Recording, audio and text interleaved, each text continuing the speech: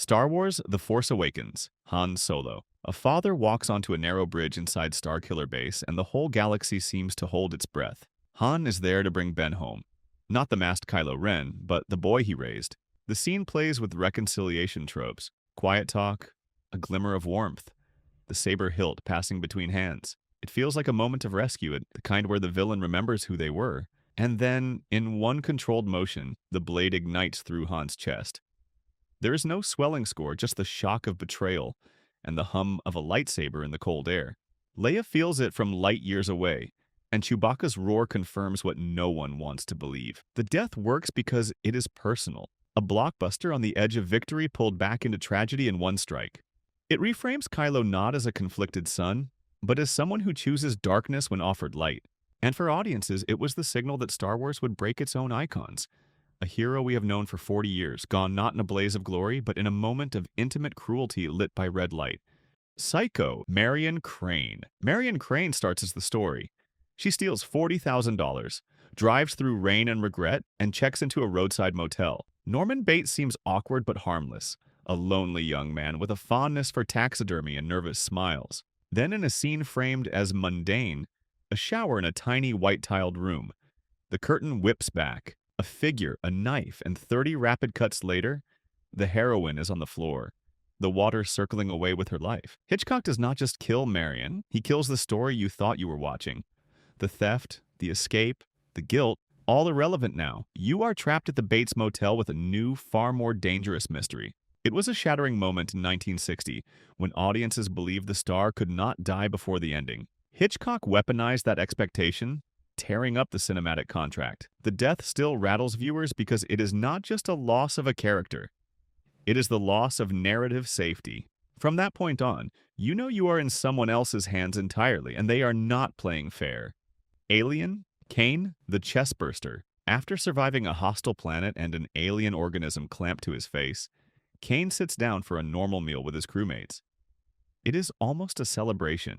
Jokes, coffee, the low hum of the ship. Then he coughs, chokes. The room turns from laughter to panic in seconds, and then it happens.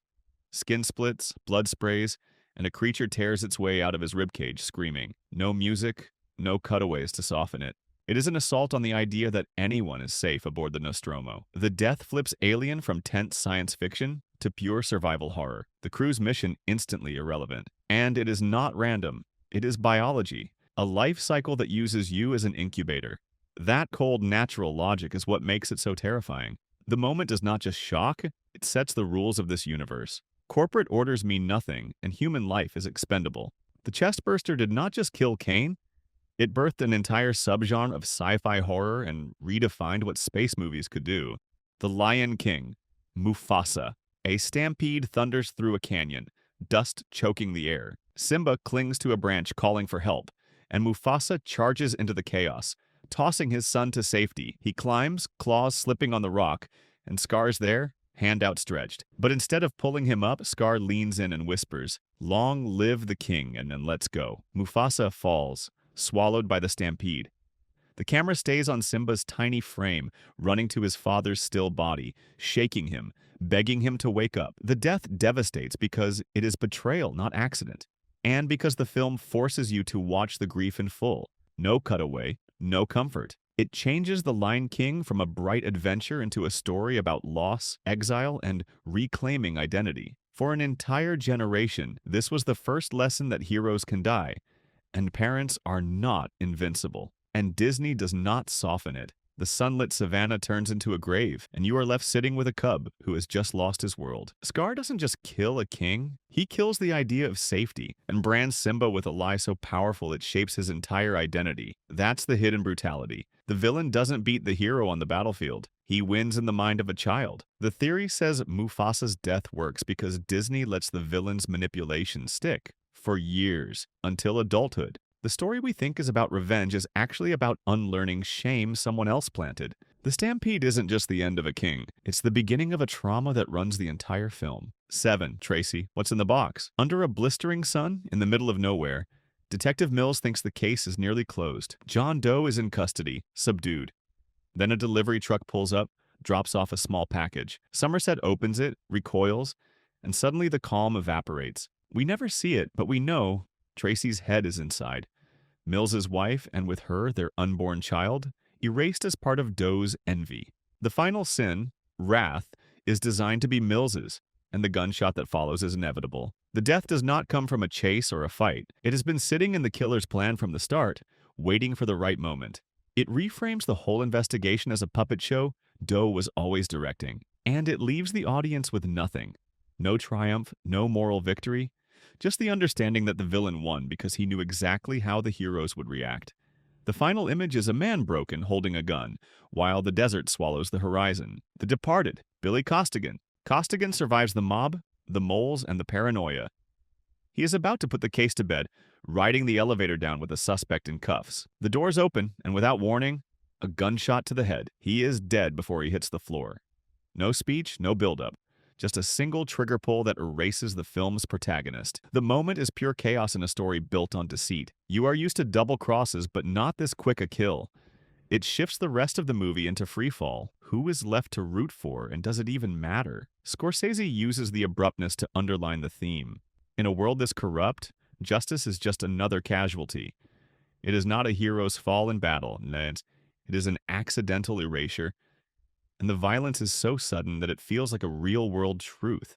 Life ends without warning, without the music swelling, and without time to say goodbye. Parasite. The Garden Party Massacre. A sunny lawn, folding tables, a child's birthday party. The Kim family is disguised as staff, playing along in a performance they have been managing for months. Then a basement door opens, and everything collapses. A knife flashes, screams scatter the crowd, and the violence unfolds almost in slow motion.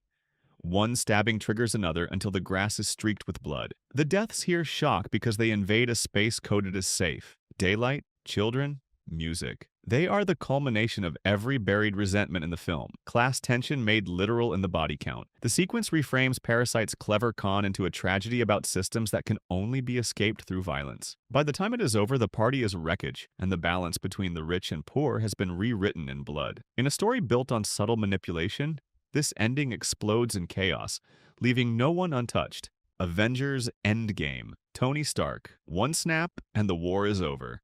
But Tony is slumped, his arms scorched from channeling the Infinity Stones. The chaos around him fades into quiet as the surviving Avengers gather.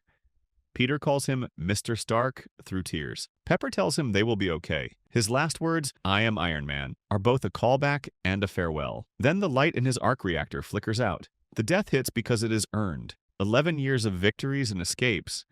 And here is the one he does not walk away from. It reframes the MCU's invincible genius as a man who traded his future for everyone else's. Fans knew someone would not survive, but few believed it would be the face of the franchise. In a saga built on endless comebacks, this was final. The credits do not roll to triumph. They roll to grief and to the end of an era.